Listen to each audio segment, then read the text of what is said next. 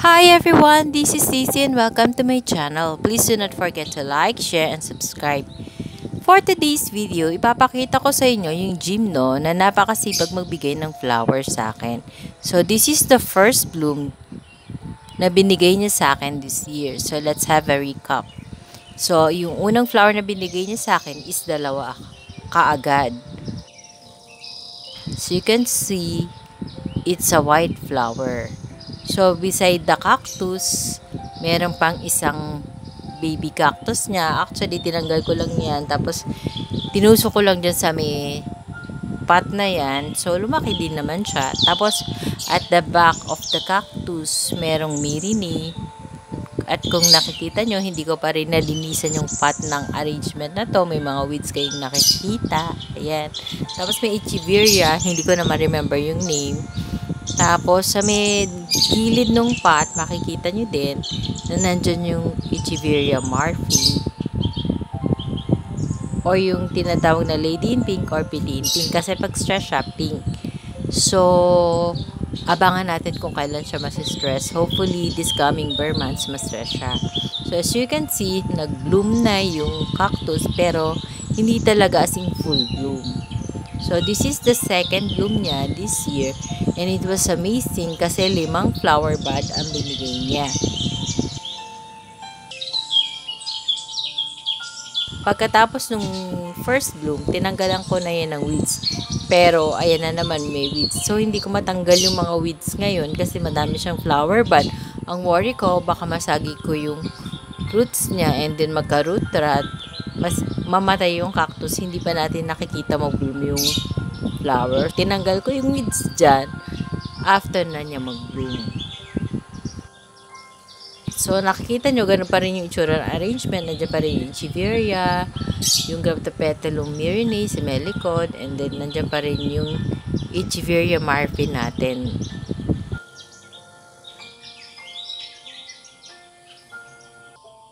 Yan, yung arrangement na to, matibay siya sa rain or shine area. At yung pot na to, nakalagay sa may harap ng bahay namin na kung saan matindi yung araw dito pag afternoon sun. Kaya siguro yung cactus, nagbigay siya ng maraming flower bud kasi nakakakuha siya ng enough sunlight. Actually, 2 flower lang yung na-videohan ko na nag-full bloom to. Pero yung 3, hindi ko na na-video. Kasi parang umulan during that time. So, hindi siya ganun din nag-full bloom. Pero I'm so happy pa rin kasi nakita ko nag-bloom yung 2.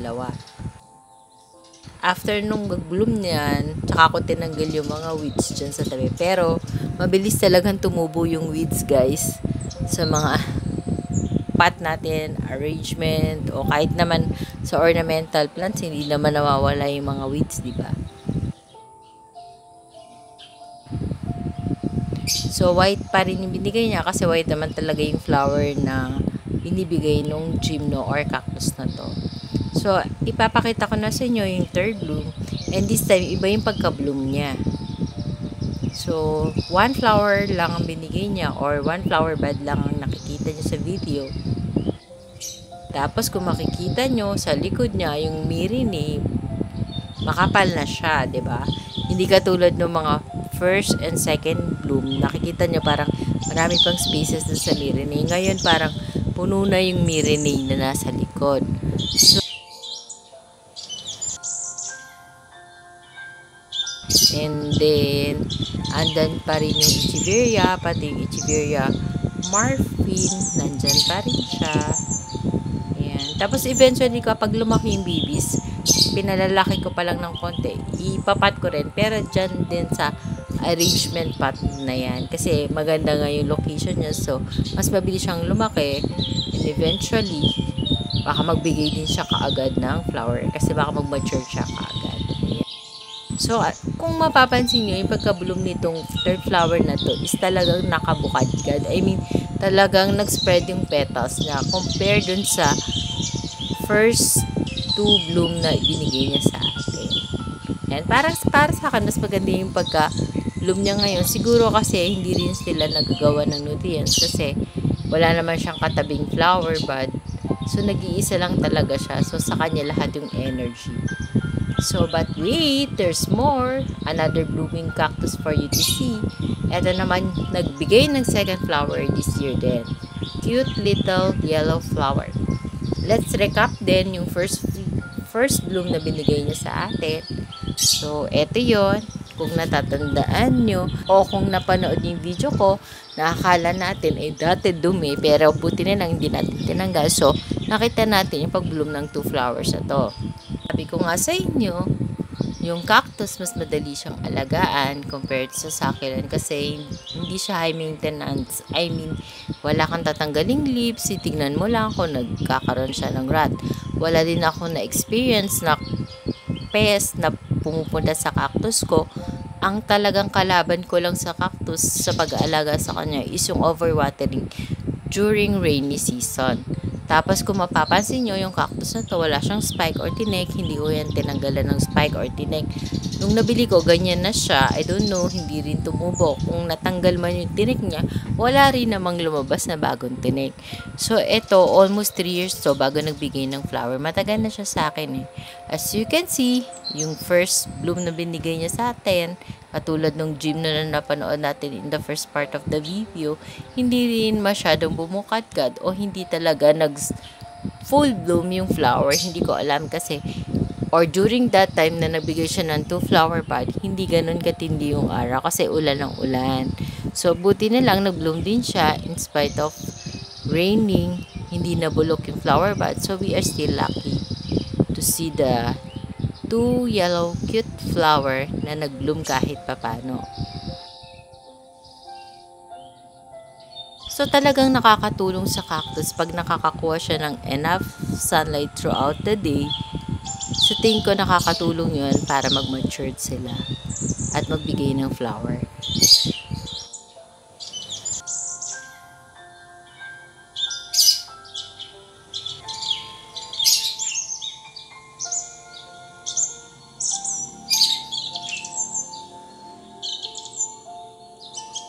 So, this is the second bloom this year, which is much more amazing kasi talagang nag-spread yung petals ng flower. So, let's take a look. So, yung flower bud, kung nakita nyo, parang napipipa siya. I mean, parang naipit siya, pero hindi, wala namang gumagalo sa kanya kasi hindi ko naman hinawakan yan. So, ganun pa rin, yung flower bud niya is as hairy as before.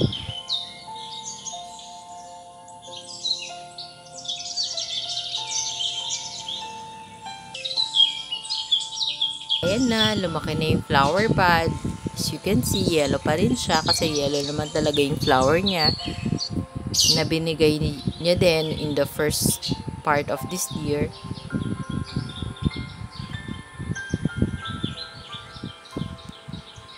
In spite na walang spike tong cactus na to, hindi ko rin siya nilipat-lipat ng patinayaan ko lang din kasi ayaw ko magalaw yung ugat.